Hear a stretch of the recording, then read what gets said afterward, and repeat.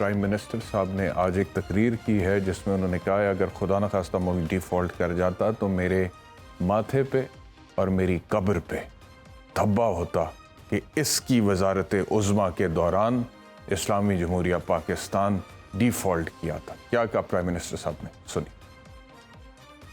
मुझे एहसास था कि हालात बहुत मुश्किल हैं, लेकिन इसका अंदाज़ा नहीं था कि हालात हद दर्जा तबाहकुन हैं। पिछली हुकूमत उसने अपनी सियासत चमकाने के लिए रियासत को कुर्बान करने में कोई कसर नहीं छोड़ी। IMF से दिन रात हमें उनसे मुआहदा करने के लिए तमाम पापड़ पेलने पड़े। अल्लाह ताला का इससे बड़ा और क्या फजल और करम हो सकता है कि हम डिफॉल्ट से बच गए।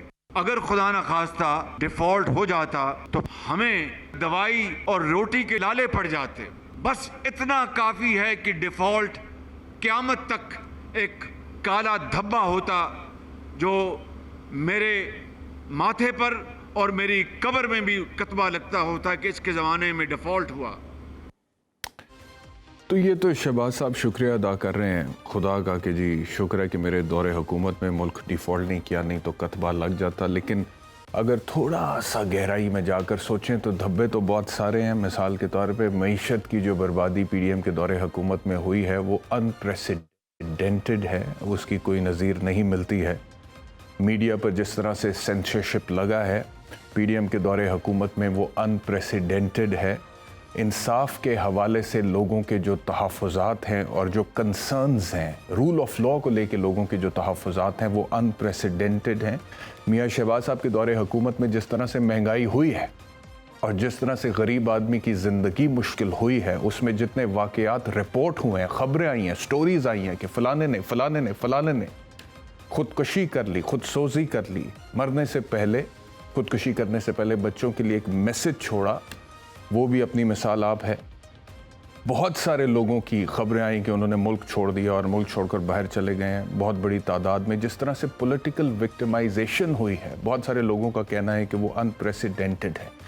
तो वो जो धब्बे से डिफ़ॉल्ट के बच रहे हैं मियाँ शहबाज साहब, और ये अच्छी बात है कि वो डिफ़ॉल्ट के धब्बे से तो बच गए हैं, लेकिन बहुत सारे ऐसे धब्बे हैं जो कि वक्त आने पर मियाँ शहबाज साहब को भुगतने पड़ेंगे और उनके सामने आएंगे और फिर उनको पता लगेगा कि ये भी कुछ चीज़ें थीं जो अगर ना होती तो और भी अच्छा होता। लेकिन खैर अभी तो उनकी हुकूमत है और जब हुकूमत हो तो फिर इंसान को एहसास कम ही होता है और गलती कम ही नज़र आती है। और जो लोग गलती आइडेंटिफाई करते हैं बल्कि वो बुरे लगते हैं, बल्कि वो तो अजीबो गरीब किस्म की मखलूक लगते हैं और उनकी तो आपको ना बातें पसंद आती हैं, ना शक्लें पसंद आती हैं, ना ज़बानें पसंद आती हैं और आप कोशिश करते हैं कि वो तो खामोश ही हो जाए। तो अभी तो फ़िलहाल हुकूमत की ताकत के ज़ोर पे आपने उनको अगर खामोश कराया है तो वक्त का धारा जब आगे बहेगा तो फिर आपको पता चलेगा कि क्या कुछ हो गया जिससे मज़ीद मियाँ शहबाज शरीफ को बचना चाहिए था। और अगर बच जाते तो शायद बहुत बेहतर होता। और जब लेगेसी ये लिखी जाएगी मियाँ शहबाज शरीफ की PDM के दौरे हुकूमत की पिछले 1.5 साल के अंदर जो कुछ परफॉर्मेंस है, तो उसमें बहुत सारी बातें हैं, बहुत सारी, ये दौर याद किया जाएगा, इसकी मिसालें दी जाएंगी, ये मुझे ज़ाती तौर पर लगता है। और फिर मियाँ साहब को ये तकरीर भी याद आएगी और फिर मियाँ साहब को ये भी बताया जाएगा कि आपको मशवरा जो दिए गए थे उस टाइम पे वो किस तरह से दुरुस्त नहीं थे। बहरहाल अभी वो खुश हैं कि उन्होंने मुल्क को डिफ़ॉल्ट से बचा दिया है और आगे निकल गए हैं। अच्छा, दूसरा, आज ख्वाजा आसिफ साहब ने फ्लोर ऑफ द हाउस पे पार्लियामेंट में जॉइंट सेशन था, ख़वातीन जो पाकिस्तान तहरीक इंसाफ की थी उनके हवाले से जो गुफ्तगू की है वो भी काबिल अफसोस ही है और एक रौनत और तकब्बुर का सा एक समा बांध दिया ख्वाजा साहब ने आज तो पार्लियामेंट में। सुने ज़रा। जिन लोगों का इतना तारीख और भयानक माजी हो वो बैठ के हमें यहाँ पे नेक देखें, अखलाक बाख्ता औरतों को जो है चेस्टिटी के ऊपर जो है लेक्चर देने की जरूरत नहीं होती। पहले अपना दामन देखें। ये बाकियात रह गई हैं उस शख्स की जिसने चीफ ऑफ स्टाफ को अपना बाप कहा था। ये बाकियात है, खंडरात है उनके। जनाब स्पीकर, ये खंडरात है उनके, ये उनका कूड़ा करकट बाकी रह गया हुआ है, ये गार्बेज रह गया हुआ है उनका यहाँ पे, which has to be cleaned. अच्छा, स्पीकर साहब को भी ख्याल आ गया, उन्होंने कहा कि मैं एक्सपंज करता हूँ, यानी कि हज़फ कर देता हूँ। और वो जब ख़वातीन की तरफ इशारा करके कह रहे थे कि ये खंडरात हैं, ये बाक़ियात हैं, ये कूड़ा करकट है, तो वो उन्होंने कहा कि मैं, मेरे ख्याल में एक आध और जुमला भी है, वो तो मीडिया में बाकायदा तौर पे बीप करना पड़ा है। लेकिन ये ख्वाजा आसिफ की स्पेशलिटी है। ख्वाजा साहब पहले भी, आपको याद होगा, इस तरह की बातें कुछ कर चुके हैं, और ख़ास तौर पे पाकिस्तान तहरीक इंसाफ की डॉक्टर शीरी मज़ारी के हवाले से, जो कि अब तो PTI का हिस्सा नहीं है, लेकिन जब थी तो वो कर चुके हुए हैं।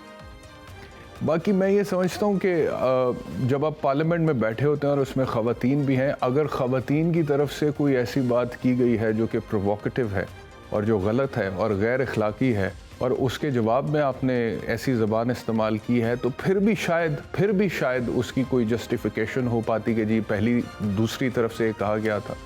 लेकिन यह है कि यहाँ पे तो हमने देखा है कि वो एहतजाज कर रही थी, नारेबाजी कर रही थी। अगर कोई ऐसी ज़ुबान उन्होंने इस्तेमाल की है तो वो सामने लाएं।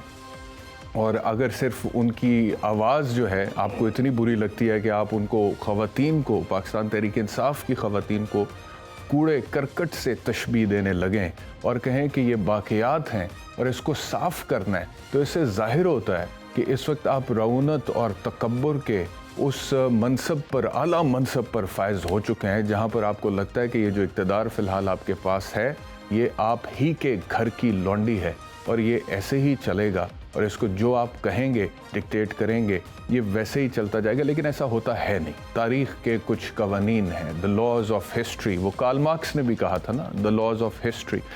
और कुरान पाक में भी अल्लाह रब्बुल इज़्ज़त ये इरशाद फरमाते हैं कि, मैं उस मफ़हूम बोल रहा हूँ आयत का, कि इंसानों में दिनों को फेरता हूँ, अच्छे दिन आते हैं, फिर बुरे दिन आते हैं, मुश्किल आती है, आसानी आती है, तो चीज़ें इस तरह से बदलती रहती हैं। और ज़्यादा दूर की बात नहीं है कि मियां नवाज शरीफ के हवाले से जो सिचुएशन थी वो सभी को पता है कि उनका नाम भी नहीं लिया जा सकता था, लेकिन आज बहरहाल situation totally on the other side, opposite है।